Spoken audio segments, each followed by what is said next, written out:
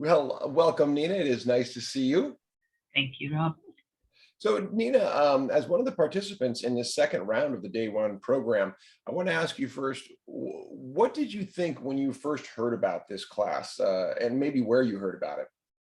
I heard about you through Margot. She first mentioned it, and then, then I sent you an email, and you said you should join my yes and exercise. And I remember that one Tuesday, I wasn't feeling up to it, and I said, Robert, can I be an observer? And you said, no way. Well, and having gone through both the improv and now Day One, do you see why it's important not to kind of hang back? I do, but I just thought, well, I'm not feeling up to it, and I don't want to kind of, intrude in his class, but I do want to be there because I like improv, and I thought it would be fun to just even watching it is great. And for reference, for those who don't know, Margot Escott is another improv teacher, also in the community, does a lot of work with Parkinson's and other communities.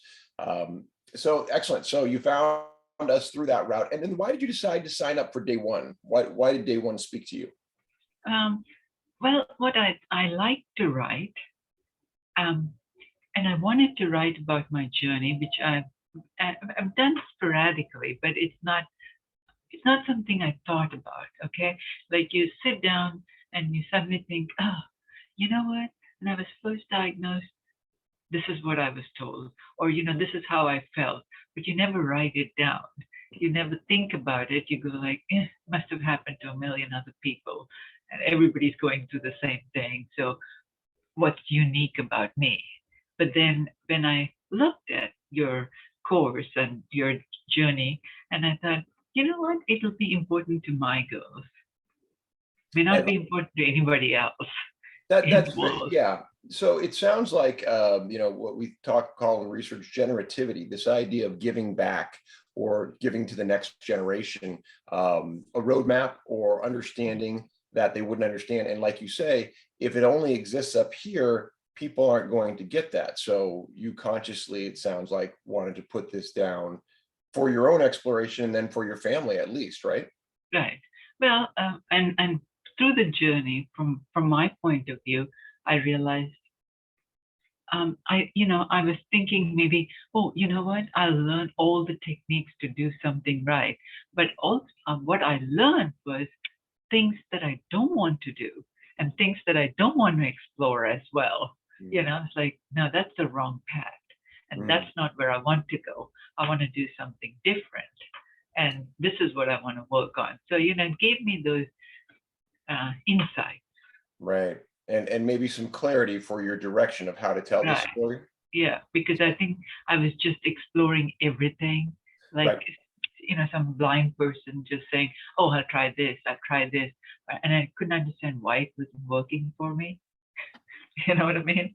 And so it was like, nothing's working. Maybe I don't have Parkinson's. Maybe it's something else. Maybe, nobody knows what it is. Yeah, that's a very confusing place to be. So let me ask you this. So after the first session that we have of the Day One class, and you get to meet other people, you get to meet the mentors who had gone through the program before you. What were your thoughts about the program after that first class?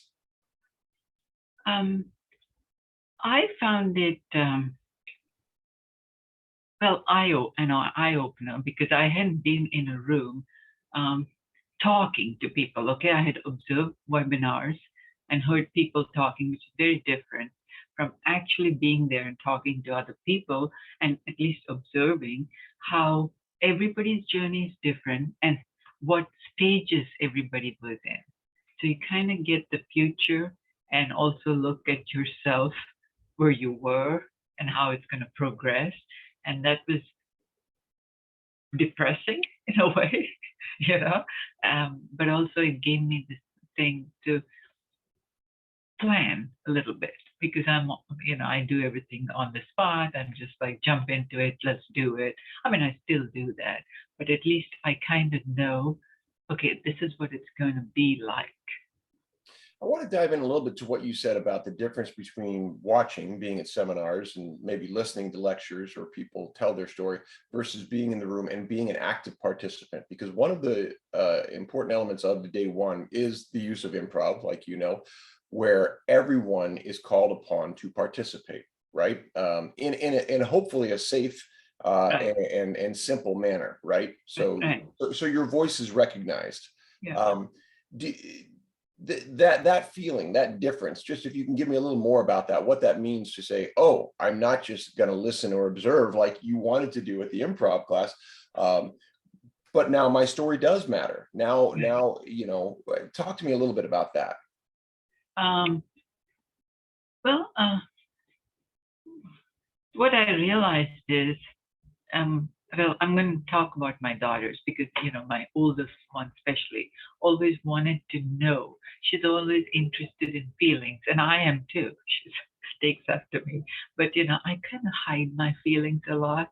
But I realized this is something they need to know because when I was looking at everyone, I could see people trying to pretend they don't have it. I know it's embarrassing, and it's very embarrassing for me too, because you know you're one way, and then a month later you're a different person after being diagnosed. And so it was I could feel that in most people because everybody was as they're working, they're young, and they don't want to show it.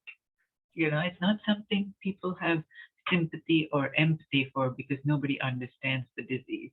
It's not like having cancer or HIV or something like that, where you're really sick and you have to take days off and then you can go back. But here it's like, well, you're going to be like this all the time. So why don't you start living your life? Yeah. You know what I mean? And then when you start to live your life, they're like, well, what's wrong with you? Why don't you walk properly? You know, why don't you, you can't talk? You suddenly stop? What's the matter? But see, in that room, we all understood that. We all understood, okay, you know, time off. Right. Don't bother them. They're going through a phase where they need to figure it out. Right. How to come back out of it.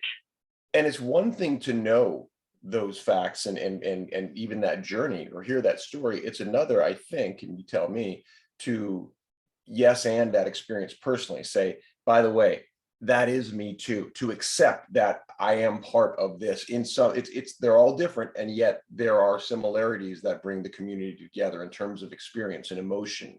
Right. Right. Okay. Yeah. Excellent. Very good. So then I introduced. Well, I also see the barriers. If they're younger, they feel like they're more embarrassed. You know what I mean? Yes. And if you've gone through certain phases, you're like, you know, who cares? This is what I'm going to be. I'm going to still talk. I'm going to do my stuff, and they can deal with it. Right. You know? Right. But I'm going to live my life. But you can't do that until you get past the denial, right? Right. I mean, you know, like you said, the wishing I didn't have it or pretending I don't have it. Right. And right. I felt fairly like everybody there felt comfortable enough after a few weeks that they don't have to deny it. We all are going through that. I mean, you know, there are times when some people would be quiet, but they realize, hey, you know, nobody's going to say, what's the matter with you? There's another step to that too, I think, where people maybe accept the first level of it. Okay, I've got it, and then put forward what I don't know exactly what to call it, but kind of a fake veneer or a single mask veneer that says, I'm going to be fine, don't worry about me, and they don't allow people in. Do you know that? Yes. Yeah, I've got it, but don't worry about me. Yeah. What does that step mean to you? We sometimes call that the refusal of the call in the hero's journey. What does that mean to you? Well, for me personally, it was like, yeah, I had never taken any medication in my life except for Tylenol. And so now being on medication, it was like, well, if you take the medication, you'll be okay. But then there are so many other things that play into the factor, which is hard to describe. It's like you take the medication, then you have to sit for a while. You can't just suddenly get up and, it's not like taking a pill and saying, okay, I'm good to go. Let's go. It's like I go 10 steps and I can't walk. Okay, now I have to sit down. So these are things I had to figure out because, I was the type that would say, well, we're going to go out in 5 minutes and get dressed and let's go. So I did the same thing with my taking my pills and medications. I'd be like, well, I took my pill, we're out the door in 2 minutes. And I think my family had to go through that pendulum. You know what I mean? It's like, okay, she said 1 minute and she's really sitting down and she wants to just sit for another 10 minutes, So it was like, and now I've learned, okay, when I say I've taken the pill, it's going to be half an hour. So I have to make sure I put in that time and say, okay, I'm ready now, let's go. Right. And so when I, when I realize when I'm with people who are going through the similar experience and I say, well, I took my medication, everybody's like, okay, we know. Yeah.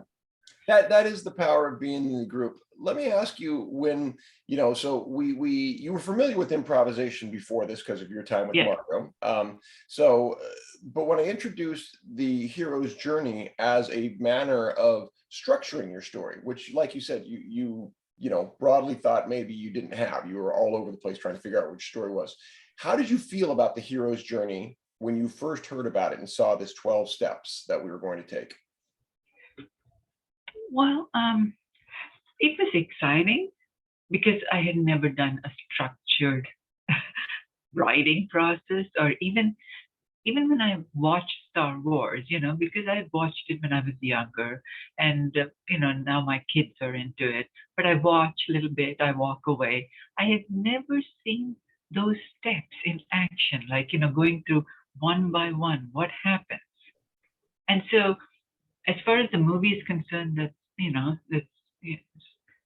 it's a movie, but still the steps are so important because you go like, okay, he's here now, then he's going to go here, then he's going to go here. And I realized that's how my life has been, but I never gave it a thought because, I jump into things and then I'm like, okay, I'm at this stage. And it's the same with Parkinson's. It's like, I didn't realize I was at step 4. You know what I mean? And so it was a thought-provoking journey for me, and I liked it when I heard about it from what you were doing because the simple fact that it made me write. It made me.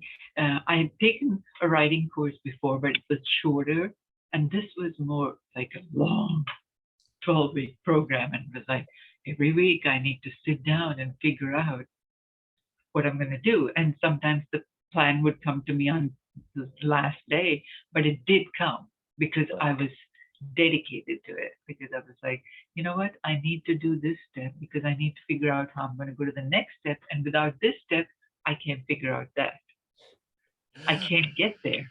Absolutely. And I'm glad you saw that in a step-by-step level. And also, as you mentioned, seeing Star Wars, which was our framing device for the hero's journey, to understand it in a different perspective. What about seeing yourself? Because this is part of the awareness, what you talk about.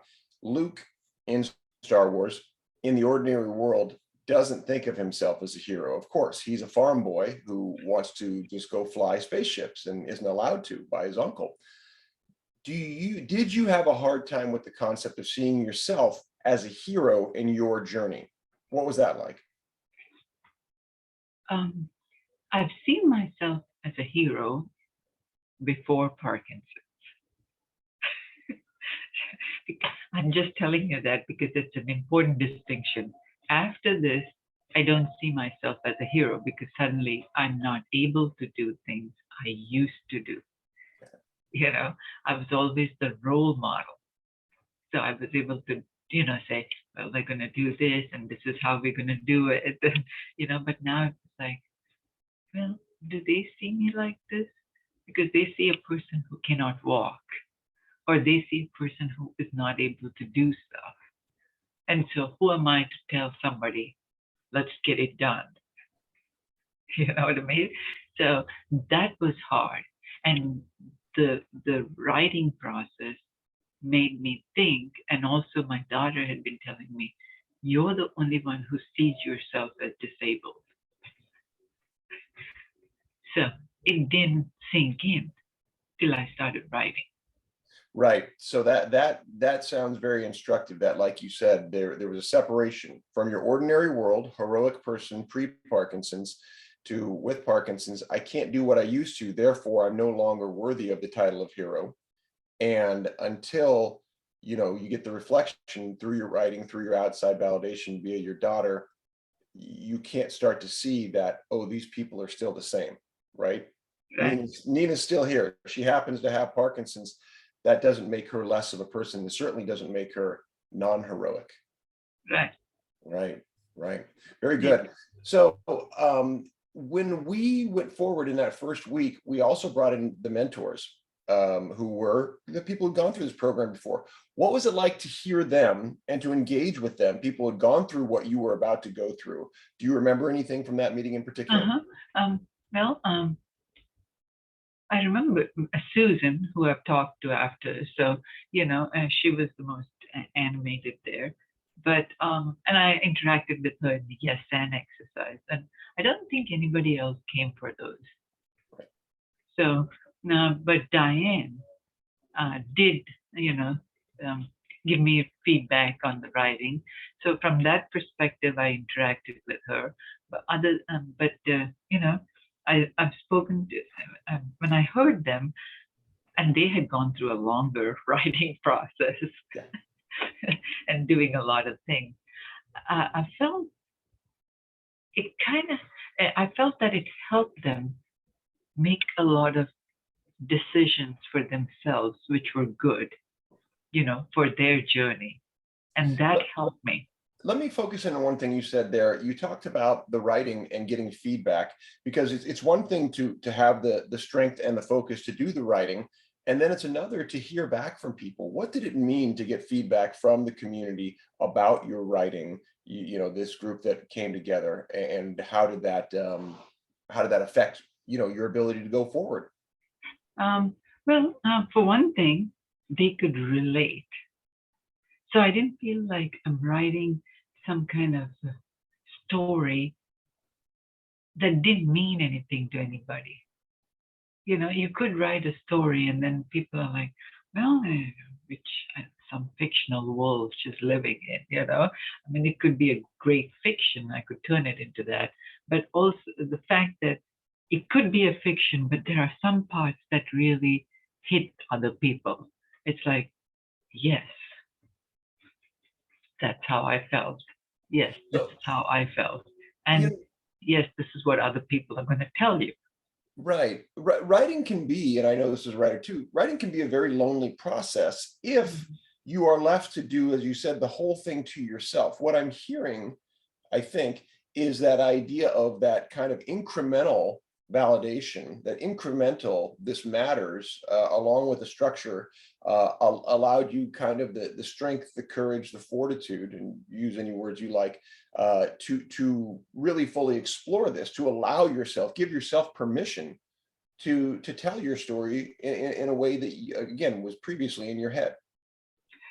Yes, because when I was initially writing it, I was embarrassed to write it. You know what I mean? So now that you have the validation from other people, you're like, this is not a bad story. Now I could sit by myself and write the story and not be like, ooh, it just cringe. It makes me cringe. No, it doesn't make me cringe, because there are other people going through certain things. Other things like this may not be the same journey that I'm going through. And I think I see the beauty in the writers now, because there are some books I would read and I would be like, what is this book all about?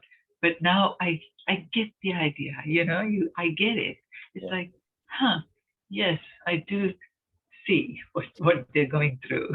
Have you ever read something, or perhaps seen it in a visual medium as well, and something was expressed, an emotion, an insight, and it was something you had held deep inside you, and they did it, and you suddenly went like, oh, I'm not alone.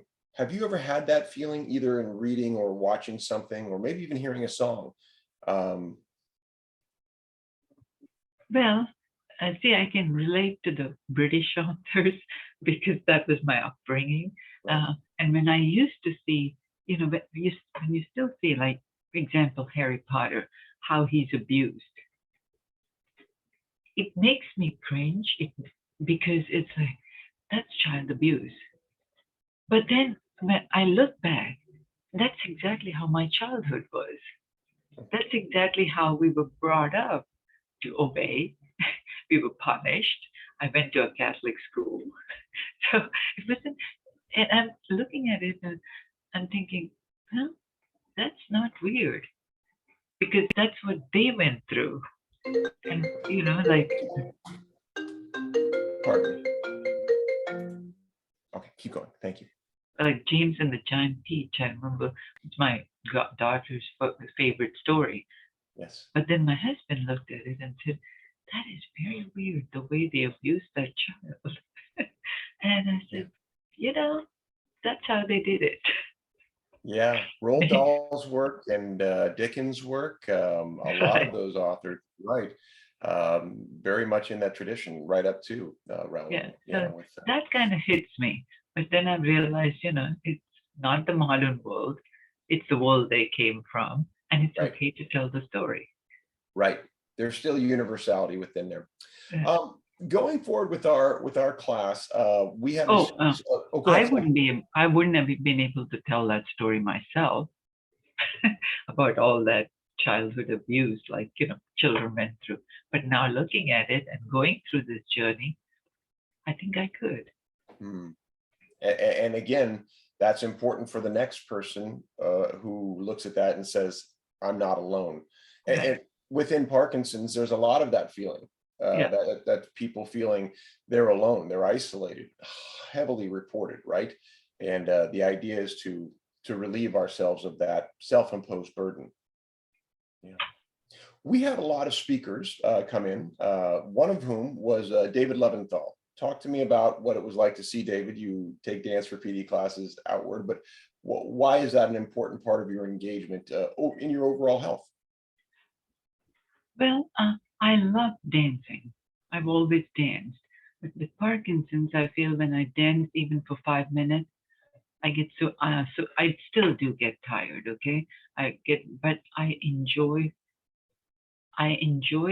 the exercise itself. I didn't like boxing too much. I've done it. I did most, but I would get. But dancing, I still enjoy. It's something I like, but I do get tired. But I like the way he dedicated his um, art form to helping people with Parkinson's. And I see his classes and how many people benefit from it. And I wouldn't have thought of that. And so for me, it's, like you, like what you're doing. I wouldn't have thought of it. But since your dad went through that journey, you probably thought about it quite a bit and thought how you can help people. So, and for me, what you guys do is really something great. Because personally, I don't think along those lines. So anybody who thinks like that and wants to help people, I think they're great heroes. Thank you for that. I appreciate that. Another person who fits in that same regard of a person who puts it out there is Dr. Tanya Crabb, and she came in. You spoke about liking her energy. What was attractive about her? Well, the fact that she wasn't, oh, I'm going to speak to a bunch of people with Parkinson's. I know exactly what you mean. And it's going to be dull. So, what should I do for this 2 hours or 1.5 hours that I have with them? It wasn't like that at all. She came in, she was full of energy, and she gave us that energy. She kind of imparted that. So everybody was like, wow, this is happy. So, even if we don't feel like it, let's all smile. you know so that's something she just imbued that enthusiasm and that, let's get going, let's do something, let's just get off. And you're all such happy people. It's nice to be with you, that kind of feeling. Yeah, as opposed to, just, it sounded like what you were describing at first was more of a pity, which is an emotion that people do not like to feel. yeah, like some of the presenters, and I don't remember all of them, but a couple of them were like, well, I'm here, you're all great, but, that's the feeling I got. But she was like, I'm here and we are going to do great things together and we're going to have fun this 1 hour that I have with you, whether you like it or not. And you're going to get this infectious little happiness from me. Yeah. You know what I mean? Yeah. And so everybody was like, wow, okay, all right, we'll go out of this class happy. That's beautiful. Thank you for sharing that. Another speaker you responded to was Derek Flores from Zappos Adaptive. And what was interesting or attractive about what he presented? Well, the fact that, again, like you guys, that he wants to help. He thought of this idea. He's like, he sat and said, well, these people have a hard time buttoning their shirts, wearing their shoes. What little things can I do to make their life easier? So they don't have to spend, I don't know, 20 minutes trying to figure this out. Or trying to you mentioned the difficulty of getting out the door, timing the pills. I mean, sometimes even one more thing, be it a clothing challenge in this regard, could be just enough to tip you to say, I'm not going. Right. And it would, because it'd be like, well, we're going out the door in 5 minutes, dress up. And I have to wear that shirt. You don't think of these things before. I have to put my shoes on. Can I get there? And it's hard for me to keep telling my daughters or can you bring my shoes to me? I know they'll do it. It's not a big deal, but it's just the fact of asking. Right. It's like, I can't walk. Okay, do you want us to hold you to the car? No. It just feels like, no, I just want to make it to the car myself. And so, yeah, the autonomy thing is a big deal. I see that consistently with my father. I know exactly what you mean. 22. So if the clothing becomes easier, the shoes becomes easier, you don't have to think about that. Okay, right. My last thought is get my keys, get to the car, and you're good. And then, like you say, you're on your way. You're no longer handling those rote things that used to not be part of what decision making. Got it. Let's talk a little about in particular, your journey step by step. The ordinary world, we talked a little bit about, you saw yourself as this very capable, heroic person. And you also mentioned lists. You really like to have lists and just check things off. Why were lists important to you in your ordinary world pre-Parkinson's? Well, this might sound peculiar to you, but I did follow the list, but I made them thinking I'm very organized. It makes me feel organized. It's something that's short. It's not an essay. And then it's like, go to Target, for example. Well, there it is. It's not, duh, you don't have to explain that. You know what I mean? Or, mend some clothing. It's just short. It's just, you look at it, oh, yeah, I have to get to that, And then once it's done, you feel so good checking it off. Yeah. Done. Okay. So now I can move on. But I like that because I think I homeschool my kids. I do a lot of things. I organize their stuff. We've moved so much over the years since they were born that I felt like more like a goal-oriented person if I made a list. Yeah, I get that. And I see that in your pattern here. And let's step forward. The next step is the call to adventure. And as you describe it, a life-changing bombshell dropped on you. But your immediate response was to be kind of like we described before, stiff upper lip, fix it and move on. And I'm gonna handle this. Was that accurate? Is that how you felt? Yes, and that's because I've done those all my life. I moved from India to England, it wasn't planned. I moved from UK to US, it wasn't planned. But when I moved, I looked at I got familiar with my surroundings and I rolled with it. You know, I have two kids and my husband was going through school then. So it wasn't really like something we had planned we would do during his school, but we did have them and we rolled with it. And they're great kids. And so, it's like you just keep moving. And in your 12-step journey, that's what attracted me too, because there's an end point. Say for Parkinson's, I can't see an end point. Right. And so I wanted to do that journey to say, okay, I've gone through this whole journey like a few times, and I've gotten to the very top. Will I get to the top now? Yeah. Or should I see it differently, getting to the top? You know what I mean? You have this idea in your head, getting to the top is everybody waving, cheering, clapping, saying, "Ooh, you made it." Yeah. But will I make it that way? Exactly. And this is where, within the structure, it changes, because we see the Star Wars, and that's exactly what happens for Luke and Han and Leia. They get the applause and the cheers and the medals and all that. Metaphorically speaking, let's jump forward. Let's go. I mean, we're skipping past 10 steps, but you, in your return with the Elixir, the 12th step, you talk about reflecting a lot throughout your journey. And now you say the mirror is a daily reminder that each day is different. You're able to see yourself literally in the mirror, right? Mm-hmm. And, you talk about self-acceptance. Tell me about that journey. What was the reward? What was the Elixir you returned with after the 12th step? Well, when I got the Parkinson's, okay, I lost a lot of weight.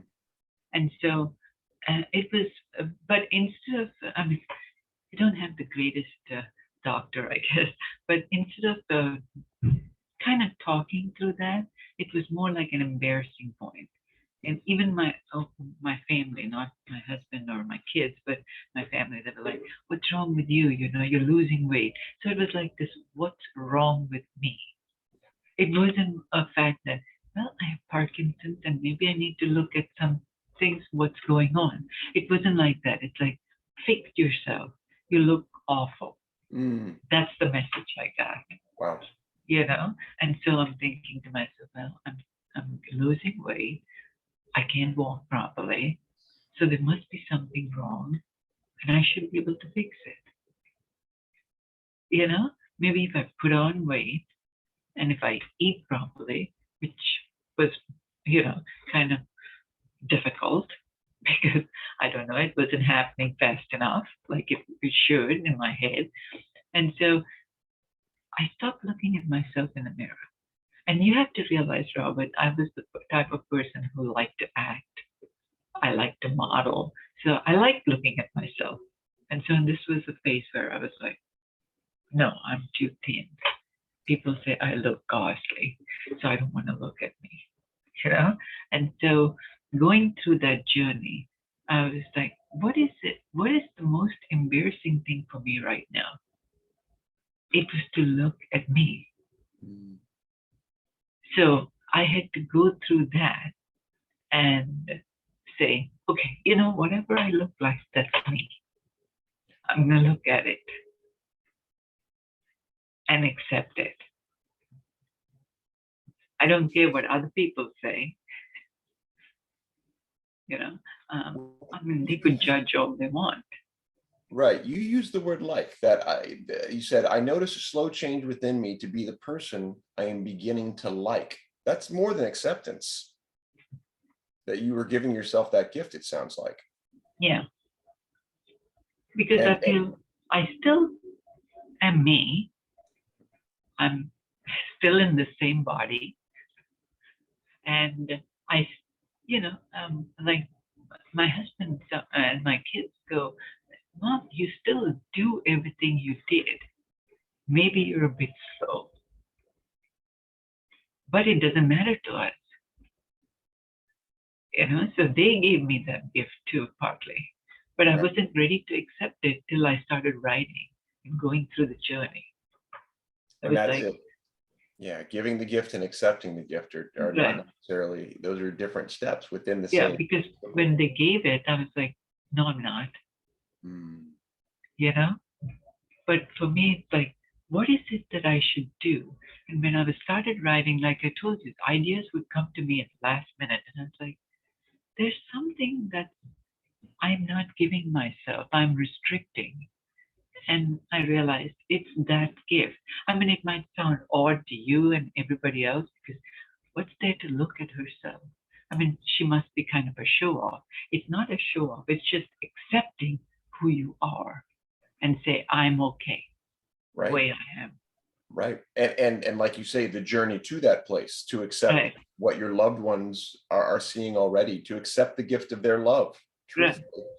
You said right here, the final line you wrote was, Oh, and after that exercises, for the pandemic was a bonus to me because I didn't have to go out.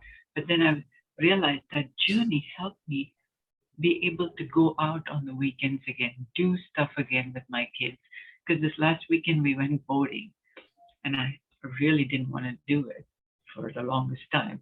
We used to enjoy that, but this time I went and we were boating, and the guy who was organizing this, he didn't know I had Parkinson's. I don't go around telling anybody anything. So I walked into the boat and I said, well, I'm going to sit in the middle because I don't want to sit on the side. And then he said, jump in the boat. And I said, no, I was a little bit hesitant and I held on to my husband and he said, you look so athletic. Come on, jump in. And then my daughter said, you heard what he said, Mom? You're athletic. So I was like, and it just gave me that boost. you had to hear it to believe it, though, too. The Right, words were there, and then you needed the second validation of your daughter to let it sink in. Otherwise, it just skips right by you, right? He said athletic. yeah, Daughter said athletic. Oh, right. And I had to sit yeah. there. And then also the fact that now I'm accepting myself through this process. I'm like, wait a minute, they see me different, and I don't have to keep thinking I'm sick. Mm, mm.